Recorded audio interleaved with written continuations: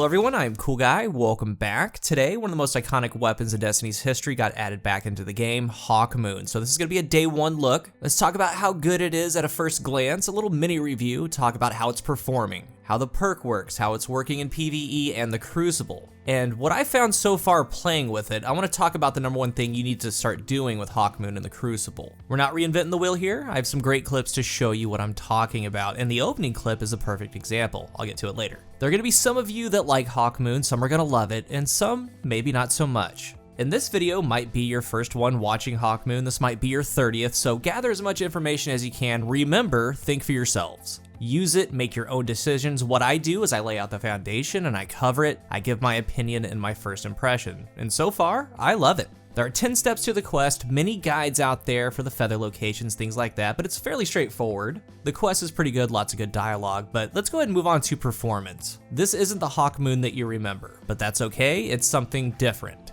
We're gonna start with the bones of Hawkmoon, the stats. Let's be clear, Hawkmoon is a monster. The base stats are incredible, and the best part about it is that this isn't even its final form. On controller, it just might be the best feeling hand cannon in Destiny 2, if not one of them. Very smooth and buttery. I've talked with friends on M&K, I used M&K a little bit, and players that main mouse and keyboard have said pretty much the same thing. It feels very smooth. When you get Hawkmoon, it has a locked-in roll of corkscrew rifling, alloy mag, and smooth grip. We have the exotic perk, but with corkscrew, smooth, and alloy attached, it has a range of 61, stability of 76, handling of 83, reload of 63, an aim assist stat of 93, and recoil direction of 96, so these are very, very good. And for the first time on an exotic, there's the trait Transformative. Future drops of this weapon are going to have random rolls. It's going to get a random perk to go along with its exotic perk, a random barrel, a random grip, and a random grip is also a first. We have 9 random barrels like arrowheads, sure shot, polygonal, the usual suspects. A couple random grips to throw on, so it can have more range, stability, or handling than it has right now. The magazine's locked in. Fast to reload when the magazine is empty with alloy mag, and that makes perfect sense. It has a magazine of 8, I wouldn't want it any other way. As the pairing perk to the exotic perk, there are 9 randomly rolled ones. All of them are amazing for a hand cannon. Some are tiered a little bit higher. Perks like rangefinder, opening shot, killing wind, quick draw, eye of the storm. Then there's things like surplus. And then we have hipfire. That's probably going to be at the bottom. I'd be happy with any of these perks except for hipfire, and that's the kiss of death. I'm pretty much guaranteed to have hipfire as my first randomly rolled Hawkmoon. For the random drops, this could be from the higher tier hunts coming, it could be from Grandmaster stuff, we don't know, it just could be a random drop. But that will be the final form of Hawkmoon, and it will make it better. As far as perk combinations, that's going to be a video for a later date. We need to get some rolls, get it in our hands. Hawkmoon's exotic perk is Paracausal Shot. Final blows precision hits with Hawkmoon grants stacks of Paracausal charge. The final round in the magazine deals bonus damage based on the number of stacks. Stowing Hawkmoon on the final round removes the bonus. Okay. PvE wise, it actually does decent damage as a primary weapon. For the testing, I'm at 1260 power. The actual number really isn't what we're looking at, it's more so the percentage for each shot. At base, it hits 3,798, and you're gonna see that there's a huge jump from 5 to 6 and then 6 to 7. You want to be landing at least a final round at a ×6 or ×7 stack. With all the scaling that goes on to the very end, this is where you want to be. A hand cannon shot 1700% more than base. Pretty crazy. And as a primary kinetic weapon, and one that has a good damage perk on it, remember, you can stow it as long as it's not the final round. And when you're running around getting kills, the final blows do count, that's a part of it, as well as the precision shots. So red bars, the shanks, drags. One-shot bodies gives you a stack. So let's say you bank a ×6 stack. You have disruption break on an energy weapon, you break the shields, you have 2 rounds left, you hit the 7th for a ×7, and then that final round, and then it's 50% on top of what that ×7 does. A lot of damage. Or if you're on stasis, you can just throw down a cold snap or a dusk field to get hedrons going for a 25% damage boost on top of that. It does have some potential.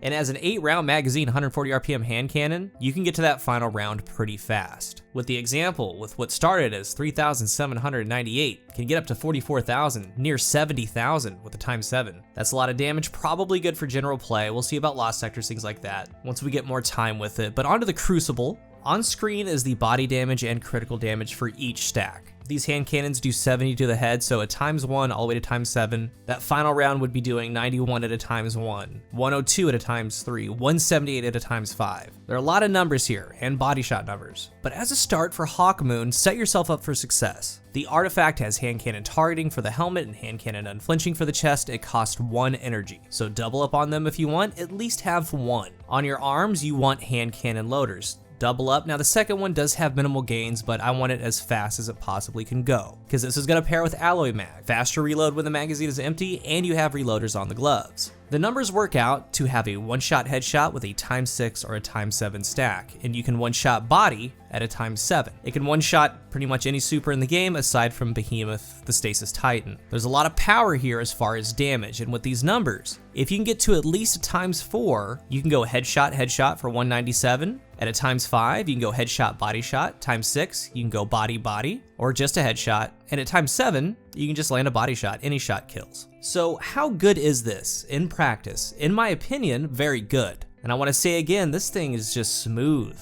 At base, it has a ton going for it, but there is a lot of competition. Thorn, Ace, Sturm, Dire Promise, a lot of hand cannons. I do want to be clear that Hawkmoon has a very high ceiling, but a very low floor. It rewards accuracy, accurate shots. There's gonna be some of you that are gonna hate it. You're not gonna like it. You're not gonna have success with it. It's one of those things you have to work at. And if you're playing and you can't get to a ×4 stack a decent amount of the time, you're gonna have to keep working at it. Because again, with a ×4, you can 2-tap from there. But even if you're not quite there yet with your hand cannon shot, Hawkmoon can help your hand cannon shot out tremendously. It's very good at base. It reminds you of Palindrome from D1. Very accessible hand cannon. It had really good base stats. It's one that I always recommended to players that were looking to get into hand cannons or get a better hand cannon shot. But with Hawkmoon, I already see some players stressing themselves out with it. I mean, look at all these numbers. I need to do this to get this damage. Oh, I missed. I might as well reload. What do I do? I'm not getting the one shot, so this thing just might not be for me. It sucks. I can't get a 6 stack or a 7 stack. Just stop. Throw all of that out the window. Starting off, when you're using Hawkmoon, just play. Focus on landing good shots. Don't get worried about how many stacks that you have. Just play. Hand cannon loader is a must, so you can just shoot and go. Run the mag out, fast reload, go again. All those numbers show up. The 2-taps show up. Over 100 damage for a body shot with the final round for cleanups. They show up, so just focus on landing shots. And this hand cannon's very good at landing shots. As you get more comfortable, start paying just a little bit more attention. Once I started doing this, I started to control it a little bit more. And when you start getting used to it, you can make some plays happen, like that opening clip. For that one shot, I know that I already banked 6, so I land great shots, back-to-back 3 taps. I have 2 left in the magazine. I turn, see the next enemy, I spin the round, I just get it out of my chamber, I hip fire it. That way I can load in the final round and go for the one shot. Now, I could have gone headshot body or body, but I knew what I had in the chamber. Or like right here, I had already done a 3-tap on someone. I'm running around with a ×3. And remember, as long as it's not the final round, it keeps your stack. So I find another target, I land 3 shots. In this duel, I spin that shot again.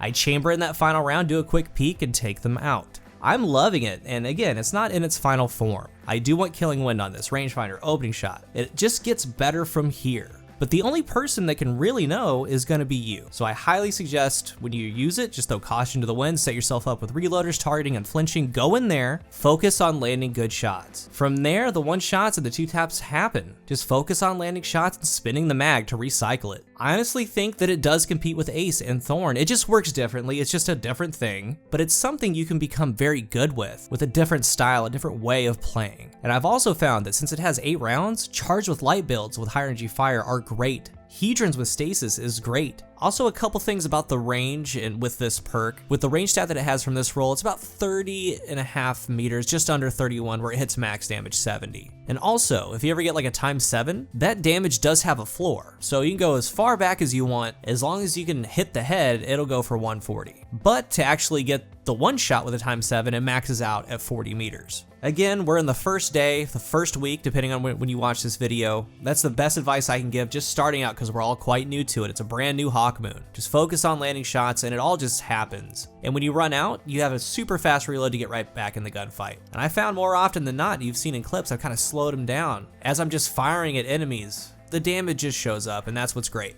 If you're new here, remember to hit the subscribe button, and if you are subscribed, thank you so much for your support. If you're looking for a new controller, I am partnered with Scuff Gaming. They have some holiday deals going on. You can use the link down below and my code COOL at checkout for a discount.